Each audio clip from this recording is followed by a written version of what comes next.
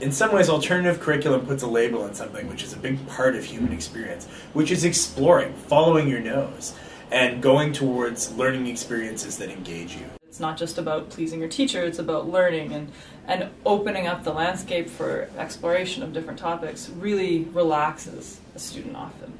And then there's no longer this desire to fit someone else's mold. Ideally, I'd like to see this idea that alternative curricula are the standard, that every curriculum is an alternative curriculum. It's many alternatives to the same goal, which is making material engaging and interesting and accessible to as many students as possible. You know, if I have a student who's having trouble learning in the traditional environment, then I would usually recommend alternative curriculum as a way of kind of reinvigorating their love for learning. But oftentimes, once you go off, you don't want to go back. In an alternative curriculum situation, you can expose the kids to complex ideas and that you might not be able to if you had to expect them to get down every detail of, you know, how an aspect of the economy works. This sort of exposure to a world of ideas so they know they're there when they encounter them again. Setting them a series of ideas and things to think about with no necessary goal at the end of it allows us to observe, and if they're not sure about things, I don't feel the need to tell them the answer because, well, there isn't one. Whereas in Socials 11 there is an answer because there's an exam and they have to know that answer to be able to pass it. Simply sort of pouring knowledge in isn't necessarily going to get us anywhere anyway. That's the beauty of being able to say, well, what about this perspective? These people might think that's the case, these people would disagree, and that is the way the world works. I think we have to question why we're being asked to do such a focused curriculum in a world where the possibilities for our kids are in fact broadening.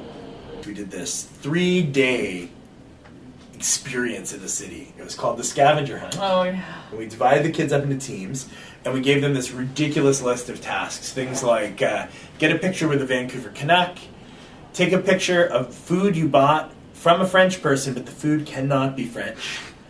Take pictures of solar panels on the roof. Right. Or how about the garden one you did? How did that go? It was like, find this picture, it's in a garden near a train track somewhere. In the city. The one was like, find the trivia bus. There's a bus in Vancouver that you had to ask trivia questions. Not only did they find it, they won the trivia game on the bus. Yeah. And for 3 days, these kids were on buses, exploring the city, and learning how to navigate their environment, what was in their environment, and how to connect socially with people that they don't know.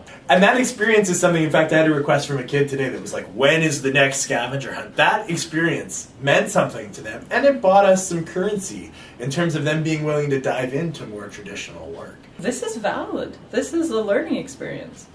And I think that it's almost the time around the activity that is some of the most valuable time, because the students, we've actually seen in some of the times the students discussing amongst themselves or asking questions of us afterwards.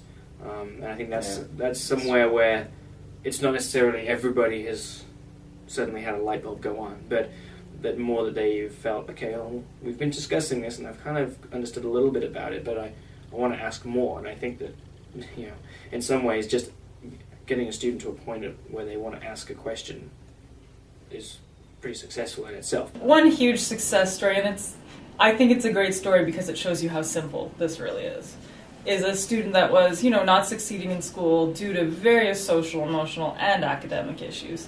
He's on the Asperger's spectrum, and understanding what's in other people's minds is a real challenge. But in the context of writing zombie apocalypse stories, his tutor was able to get him at a cafe people watching. Because how can he write good characters if he doesn't understand what's in the minds of people who are not like him? And as a result, he was able to actually take that passion for zombies and violence and turn it into a passion for writing. And 3 or 4 years later, he's a legitimate writer. And a much more attuned social being. I think one of the differences here is that there's no BrainBoost curriculum. There's no magic book where you go from level 1 to level 2 to level 3.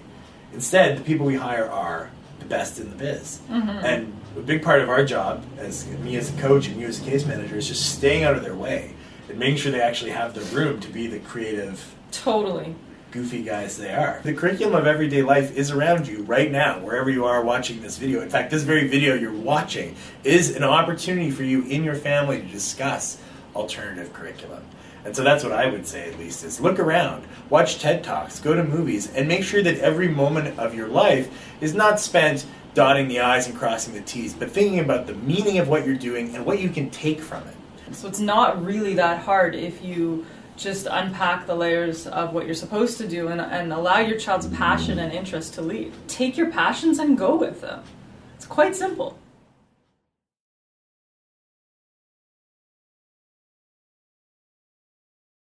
And we do like explosions.